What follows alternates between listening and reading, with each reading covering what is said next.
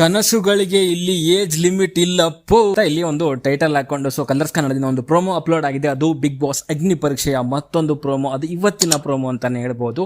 And ಈ promo ನೋಡಿದ್ರೆ ನನಗನ್ಸಿರೋದೇನು ಅಂತಂದ್ರೆ ಬಿಗ್ ಬಾಸ್ ಅಗ್ನಿ ಪರೀಕ್ಷೆಗೆ ಮಲ್ಲಮ್ಮ ಅಂಡ್ ರಕ್ಷಿತಾ 2.0 ಬಂದಿದ್ದಾರೆ ಅನ್ನೋ ರೀತಿಯಲ್ಲಿ. ಬಿಕಾಸ್ ಏಜ್ ಕೂಡ ಅದೇ ರೀತಿಯಲ್ಲಿ ಇರೋವಂಥದ್ದು.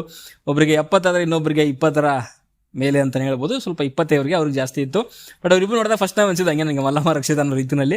ಯಾಕಂದ್ರೆ ಮಲ್ಲಮ್ಮ ಅವರು ಫುಲ್ ಕಡಕ್ ಆಗಿದ್ರು, ತುಂಬಾ ಅಂದ್ರೆ ತುಂಬಾ ಆಕ್ಟಿವ್ ಆಗಿ ಕೂಡ ಕಾಣಿಸ್ಕೊಂತ ಇದ್ರೆ. ಅಂಡ್ ರಕ್ಷಿತಾ ಅಂತ ಬಂದಾಗ ಜಾಸ್ತಿ ಮಾತಾಡುವಂಥದ್ದು, ಕೌಂಟರ್ ಕೊಡುವಂಥದ್ದು, ಆ ಥರದೆಲ್ಲ ಕಾಣಿಸ್ತದ್ದು. ಹಾಗೆ ಇವತ್ತು ಕೂಡ ಈ ಪ್ರೋಮೋ ನೋಡಿದ್ರೆ ನಂಗೆ ಹಂಗೆ ಅನ್ಸಿರುವಂಥದ್ದು.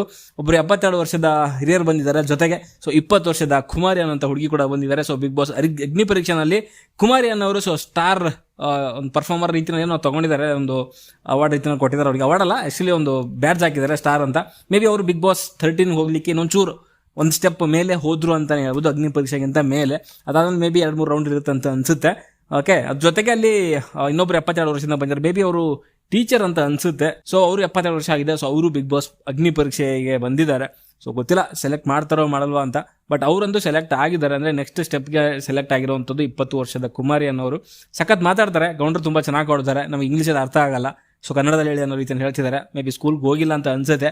ಯಾಕಂದರೆ ಸ್ಕೂಲ್ಗೆ ಹೋದ್ರಿಗೆ ನಾರ್ಮಲ್ ಆಗಿ ಇಂಗ್ಲೀಷ್ ಬಂದೇ ಬರುತ್ತೆ. ಅಥವಾ ಸ್ಕೂಲ್ಗೆ ಹೋದ್ರೂ ಕೂಡ ಇಲ್ಲಿ ಬಂದು ಸ್ಟೇಜ್ ಮೇಲೆ ಆ ಥರ ಏನಾದರೂ ಸುಮ್ಮನೆ ಕೌಂಟ್ರ್ ಕೊಡ್ಲಿಕ್ಕೆ ಆ ಥರ ಹೇಳಿದ್ರೆ ಗೊತ್ತಿಲ್ಲ. ಮುಂದೆ ಹೋಗ್ತಾ ಗೊತ್ತಾಗುತ್ತೆ, ಎಪಿಸೋಡ್ ನೋಡಿದಾಗಲೇ ಗೊತ್ತಾಗುವಂಥದ್ದು. ಸೊ ಈ ಥರ ಕ್ಯಾರೆಕ್ಟರ್ ಖಂಡಿತವಾಗ್ಲೂ ಬಿಗ್ ಬಾಸ್ 13 ಅಂದರೆ ಬಿಗ್ ಬಾಸ್ ಮನೆಯಲ್ಲಿ ಸೊ ಖಂಡಿತವಾಗ್ಲೂ ಹಿಟ್ ಆಗುತ್ತೆ ಅಂತಾನೆ ಹೇಳ್ಬೋದು. ಲಾಸ್ಟ್ ಟೈಮ್ ನೋಡಿದ್ರೆ ನೀವು ರಕ್ಷಿತಾ ಅಂತ ಕ್ಯಾರೆಕ್ಟರ್ ಯಾವ ರೀತಿಯಲ್ಲಿ ಸೌಂಡ್ ಮಾಡ್ತು ಅಂತ. ಓಕೆ, ಸೌಂಡೇ ಮಾಡಬೇಕಾಗುತ್ತೆ. ಸೌಂಡ್ ಬಿಟ್ಟರೆ ಇನ್ನೇನು ಮಾಡಿದ್ರು ಕೂಡ ಅಲ್ಲಿ ಉಪಯೋಗ ಇಲ್ಲ. ಸೈಲೆಂಟ್ ಆಗಿರ್ತೀನಿ ಅಂತಂದರೆ ಬಿಗ್ ಬಾಸ್ ಮನೆ ನಿಮಗಲ್ಲ ಅಂತಾನೆ ಹೇಳ್ಬೋದು. ಸೌಂಡ್ ಮಾಡಬೇಕು, ನಿಮ್ಮ ಹತ್ರ ಏನಿದೆಯೋ ಬಿಟ್ಟಿದೆಯೋ ಗೊತ್ತಿಲ್ಲ, ಸೌಂಡ್ಗಳು ಮಾಡ್ತಾ ಇರ್ಬೇಕು ಅಷ್ಟೇ. ಓಕೆ, ಲೈನ್ ಇನ್ನೋಸೆನ್ಸ್ ಇದೆಯಲ್ಲ, ಸೊ ಅದೊಂದು ಕೂಡ ಮ್ಯಾಟ್ರ್ ಆಗುತ್ತೆ, ಜನಗಳಿಗೆ ಇಷ್ಟ ಆಗುತ್ತೆ. ಸೊ ಚಿಕ್ಕ ವಯಸ್ಸು ಅನ್ನೋದು ಕೂಡ ಅದೊಂದು ಮ್ಯಾಟ್ರ್ ಆಗುತ್ತೆ. ಸೊ ಸ್ಟೈಲಿಶ್ ಆ ರೀತಿನಲ್ಲಿ ಆಡಿದ್ರು ಕೂಡ ತುಂಬ ಇಷ್ಟ ಆಗುತ್ತೆ. ಆ್ಯಂಡ್ ಮಲ್ಲಮ್ಮ ಅಂತವ್ರಿಗೆ ಸ್ವಲ್ಪ ಕಷ್ಟ ಆಗುತ್ತೆ, ಬಿಕಾಸ್ ಅವರು ಒಂದು ಲಿಮಿಟೇಷನ್ ವರೆಗೂ ಕೂಡ ಅವರು ಮಾಡ್ತಾರೆ, ಆಟ ಆಡ್ತಾರೆ ಬಿಗ್ ಬಾಸ್ ಮನೆಯಲ್ಲಿ. ಬಟ್ ಕಂಟಿನ್ಯೂಸ್ ಆಗಿ 100 days ಆಡುವಂಥದ್ದು ಸ್ವಲ್ಪ ಕಷ್ಟ ಆಗುತ್ತೆ ಅಂತಲೇ ಹೇಳ್ಬೋದು. ಬಟ್ ಮೇ ಬಿ ಗೊತ್ತಿಲ್ಲ. ಸೊ ನನ್ನ ಪ್ರಕಾರ ಆ ಹುಡುಗಿ ಮೇ ಬಿ ಸೆಲೆಕ್ಟ್ ಆದರೂ ಕೂಡ ಆಗ್ಬಹುದೇನೋ ಆ್ಯಸ್ ಎ ರಕ್ಷಿತಾ 2.0 ಅನ್ನೋ ರೀತಿಯಲ್ಲಿ.